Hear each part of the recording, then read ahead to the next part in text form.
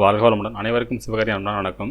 இந்த வீடியோவில் எதை பற்றி பார்க்க போகிறோம், நிஃப்டி மற்றும் பேங்க் நிஃப்டி அடுத்த நகர்ப்புன்னு பார்ப்போம். அதுக்கு சப்ஸ்கிரைப் பண்ணிக்கங்க. வீடியோ பிடிச்சிங்க லைக் பண்ணுங்கள், ஷேர் பண்ணுங்கள், கமெண்ட் பண்ணுங்கள். உடனுக்குடன் அப்டேட்டுக்கு டெலகிராம் லிங்க் டிஸ்கிரிப்ஷனுக்கு ஜாயின் பண்ணிங்க.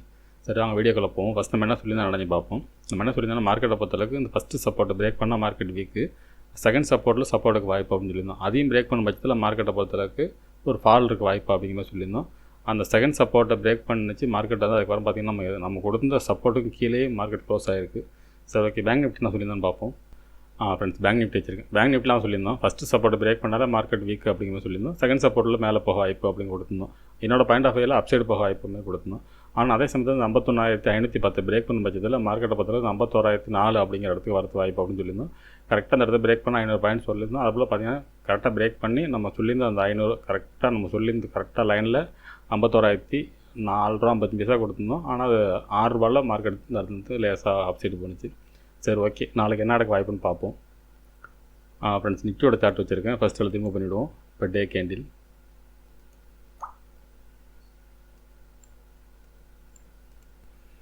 ஃப்ரெண்ட்ஸ் பார்த்தீங்கன்னா டே கேண்டில் வச்சுருக்கேன். இப்போ டே கேண்டில் பொறுத்தளவுக்கு பார்த்தோம்னா அது ஒரு டபுள் பாட்டத்தில் இருக்குது. மார்க்கெட்டை பொறுத்தளவுக்கு செலக்ட் பண்ணிப்போம்.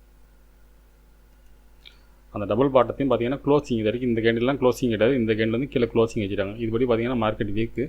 மார்க்கெட்டை பொறுத்தளவுக்கு இனிமேல் இறங்கிறதுக்கான வாய்ப்பு அதிகமாக தெரியுற செட்டப் தான் ஃப்ரெண்ட்ஸ் இருக்குது. சரி, ஓகே, 50 மினிட்ஸில் பார்ப்போம் நாளைக்கு என்ன நடக்க வாய்ப்புன்னு. ஃப்ரெண்ட்ஸ், 50 மினிட்ஸில் வச்சுருக்கும் பார்த்தோம்னா ஃபஸ்ட்டு ரெசிஸ்டன்ஸ் பார்த்தீங்கன்னா 23,992, அதுக்கடுத்து 24,121, அடுத்து 24,233. சப்போர்ட்னு எடுத்துட்டோம்னா 23,816 ஃபஸ்ட்டு சப்போர்ட்டாக இருக்கும். அதுக்கடுத்து பார்த்தீங்கன்னா 23,664, அடுத்து 23,499. சரி, ஓகே, என்ன மாதிரி மூவ்மெண்ட்ஸ்க்கு வாய்ப்புன்னு பார்த்தோம்னா என்னோடய பாயிண்ட் ஆஃப் வியூவில் அப்சைடுக்கான வாய்ப்புலாம் மார்க்கெட் இழந்துட்டு தான் சொல்லலாம். என்னோடய பாயிண்ட் ஆஃப் வியூவில் மார்க்கெட் வந்து ஒரு வேளை ஃப்ளாட்டாக ஓப்பன் ஆனால் அந்த ஃபஸ்ட்டு ரெசிஸ்டன்ஸ் வரைக்கும் போயிட்டு மார்க்கெட் ஃபால் ஆகிறது தான் ஃப்ரெண்ட்ஸ் அதிகம். அதுக்கான செட்டப்பில் தான் இருக்குது. அந்த ஃபஸ்ட்டு ரெசிஸ்டன்ஸ் பிரேக் பண்ண பட்சத்தில் செகண்ட் ரெசிஸ்டன்ஸ் வரைக்கும் போக வாய்ப்பு இருக்கும். முடிஞ்சு மார்க்கெட் வந்து அப்சைடு திரும்பணும்னா 24,233. இன்றைக்கி போனால் ஹையை பிரேக் பண்ணால் மட்டும்தான் மார்க்கெட் அப்சைடு பற்றி நம்ம யோசனை பண்ணலாம். என்னோடய பாயிண்ட் ஆஃப் வியூவில் செல் அண்ட் ரைஸ் மார்க்கெட் என்ன தான் மேலே பண்ணாலும் மார்க்கெட் இறங்கிறதுக்கான வாய்ப்பில் தான் அதிகமாக தெரியுது ஃப்ரெண்ட்ஸ். இதுதான் நிஃப்டியோட இப்போதைக்கு current setup. So, okay, bank Nifty பார்ப்போம். ஃப்ரெண்ட்ஸ், பேங்க் நிஃப்டி வச்சுருக்கேன். ஃபஸ்ட் எடுத்து மூவ் பண்ணிவிடுவோம். இப்போ டே கேண்டில் ஃப்ரெண்ட்ஸ் டே கேண்டில் வச்சுருக்கேன். இப்போ டே கேண்டில் பார்த்தீங்கன்னா என்கல் பண்ணி கீழே தான் மார்க்கெட் முடிஞ்சிருக்காங்க.